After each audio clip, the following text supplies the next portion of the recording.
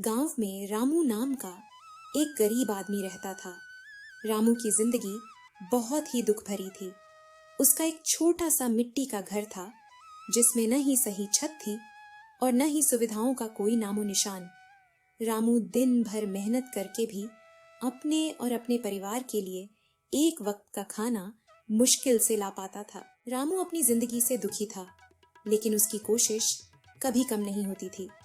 हर दिन वह नए उम्मीद के साथ उठता और कुछ कर दिखाने का सोचता, लेकिन उसके नसीब में बस संघर्ष लिखा था। हर जगह से ठुकराया गया।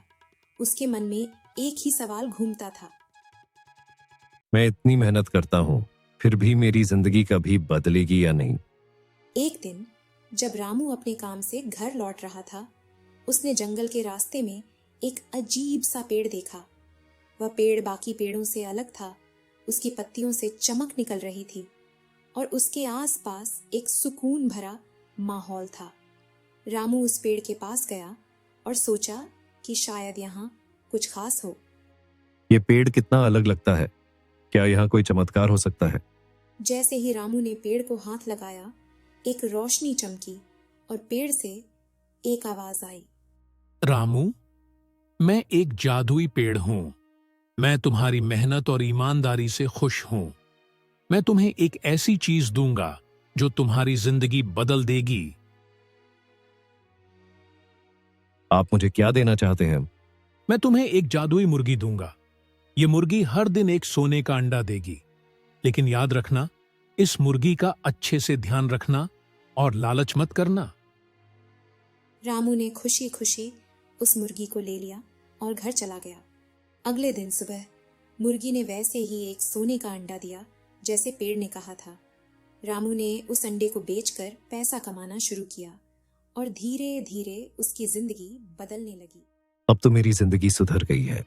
मेरे सपने अब सच होते दिख रहे हैं। अब उसका घर अच्छा बन गया था। उसके पास कपड़े और खाना था और उसका नाम गांव में लोग इज्जत से लेने लगे थे। लेकिन धीरे धीरे रामू के मन में लालच आने लगा। एक दिन उसने सोचा, अगर यह मुर्गी हर दिन एक सोने का अंडा दे सकती है, तो इसके अंदर कितना सोना होगा। अगर मैं इस मुर्गी को मार दूं, तो एक साथ सारा सोना मिल जाएगा।